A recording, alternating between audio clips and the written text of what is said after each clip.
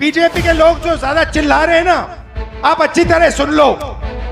हमने अभी सिर्फ कर्नाटक का सबूत दिया है, हम आने वाले समय में लोकसभा का सबूत देंगे, हरियाणा का सबूत देंगे, बाकी प्रदेशों का सबूत देंगे और यह साबित कर देंगे कि बीजेपी आरएसएस वोट चोरी कर कर चुनाव जीतती है। राहुल गांधी पिछले एक महीने से लगातार कह रहे हैं कि प्रधानमंत्री और इलेक्शन कमिश्नर चोरी करके भाजपा की सरकार और प्रधानमंत्री मोदी गद्दी पर बैठे हैं या सत्ता में आए हैं।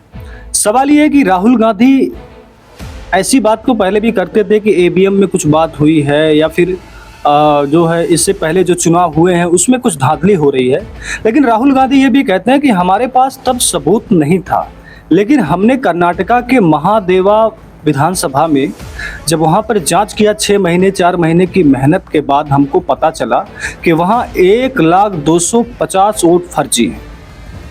इसके बाद ये सवाल उठने लगा कि क्या देश में इसी तरह से कई सीटों पर धांधली की गई है, जैसा कि राहुल गांधी बिहार की यात्रा में कहते हैं कि लगभग ये काम 70 से 80 सीटों पर किया गया है।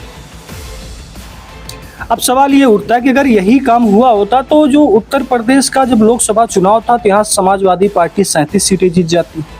इंडिया गठबंधन के पास कुल 43 सीटें हैं, 6 सीटें तो इसमें वो है खुद कांग्रेस ने जीती है। तो सवाल ये है कि ऐसा भी हो सकता है, क्या किसी ने सोचा था कि अयोध्या की जो सीट है ये भाजपा हार जाएगी? कुछ लोग दावा ये करते हैं कि ऐसा यूं हुआ कि अयोध्या में भाजपा जानती थी कि यहाँ पर हमें जीत तो मिलनी ही है, यहाँ से भाजपा ने कभी सोचा ही नहीं होगा कि अयोध्या हम हार जाएंगे, और शायद इसलिए जो ये फर्जी वोटिंग का काम है अयोध्या में या अयोध्या के आसपास के क्षेत्रों में नहीं किया गया, क्योंकि अयोध्या से जुड़ा हुआ था और ठीक चुनाव के पहले इसका उद्घाटन भी किया गया था, यहाँ पर प्रधानमंत्री मोदी गए भी थे।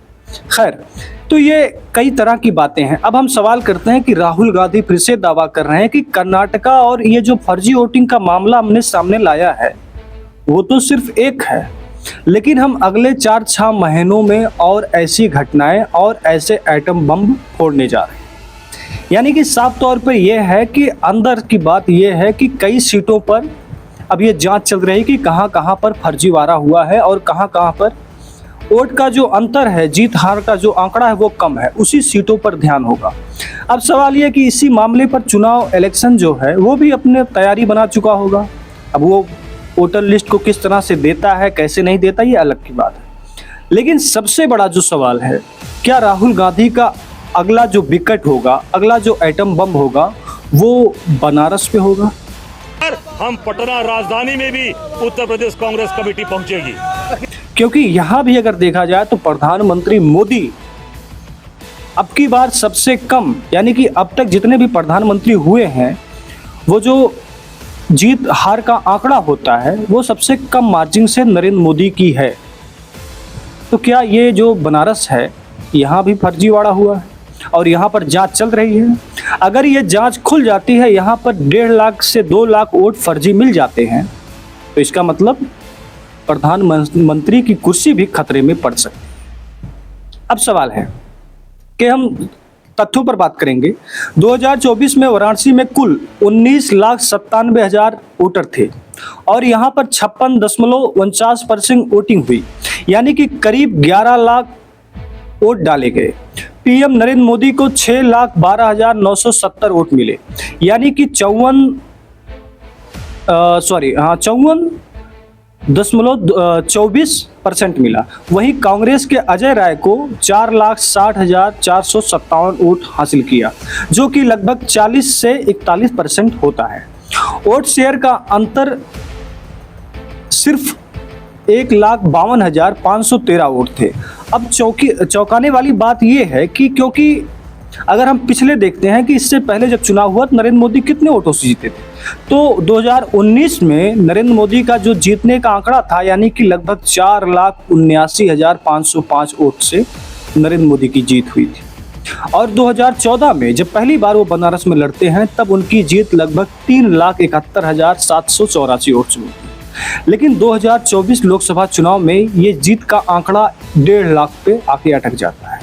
और अगर आप देखेंगे तो इससे बड़े अंतर से अखिलेश यादव की जीत हुई है, इससे थोड़ा सा कम अंतर से जो ये नगीना के सांसद चंद्रशेखर आज़ाद की जीत हुई है। अब सवाल ये है कि अगर यहाँ पर 1.5 लाख फर्जी वोट मतदाता निकल जाते हैं तो इसका मतलब क्या होगा? तो अगर सबसे पहले तो कांग्रेस का और विपक्षी पार्टियों का सबसे पहला जांच का जो विषय होगा वो बनारस होगा। और यहाँ पर देखिए तो अजय राय तो साफ साफ कह रहे हैं कि यहाँ पर फर्जीवाड़ा किया गया है, बनारस और काशी के साथ धोखा हुआ है। प्रधानमंत्री यहाँ से चोरी करके चुनाव जीते हैं। 12 बजे से 1 बजे तक बीच में प्रधानमंत्री मोदी पीछे चल रहे थे, 6000 वोटों से आगे थे अजय राय। लेकिन फिर इसके बाद आंकड़ा बदलता है और बीच में जो ये डेटा था वो स्टॉप हो गया था, ब्रेक हो गया था, यानी कि स्लो हो गया था। इसके बाद अचानक डाटा चालू होता, फिर नरेंद्र मोदी आगे बढ़ते चले जाते।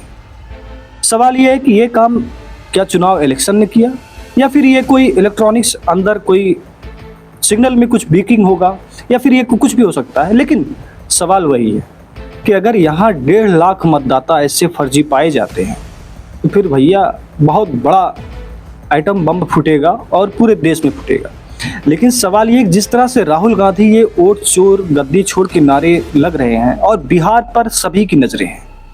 अब सवाल ये है कि सरकार बिहार को जीतने के लिए सारे काम करेगी, चाहे वो धन की बात हो और बल की बात हो, हर तरह से बिहार को जीतने की कोशिश करेगी, क्योंकि बिहार से ही केंद्र की सरकार चल रही है। अब सवाल ये है कि और इसी को हराने के लिए विपक्ष भी पूरी ताकत लगा रहा है। अगर ये बिहार का चुनाव महागठबंधन जीत जाता है तो इससे जो केंद्र में सरकार चल रही है वो भी कहीं ना कहीं डोलने लगेगी, हिलने लगेगी और डगमगाने लगेगी। क्योंकि आप सोचिए कि अगर नीतीश कुमार मुख्यमंत्री नहीं बनते हैं फिर ये दावा हो जाएगा कि बिहार की जनता ने मान लिया कि हाँ वोट चोरी करके यहाँ पर चुनाव हो रहा है। ये पूरा माहौल बिगड़ जाना है।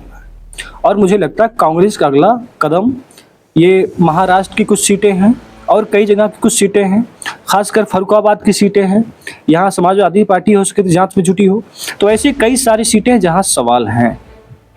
तो हमारी वीडियो का सीधा सा मतलब है, क्या आपको लगता है कि प्रधानमंत्री बनारस से जनता ने उन्हें जितवाया है या चुनाव इलेक्शन कमिश्नर ने उन्हें जितवाया है? आपकी जो राय है कमेंट में जरूर बताइएगा। और आपको हमारे चैनल को सब्सक्राइब करना है, आपको लाल बटन दिख रही होगी, सब्सक्राइब करेंगे तो आप हमारे परिवार के साथ जुड़ेंगे और हमारे साथ जुड़ेंगे।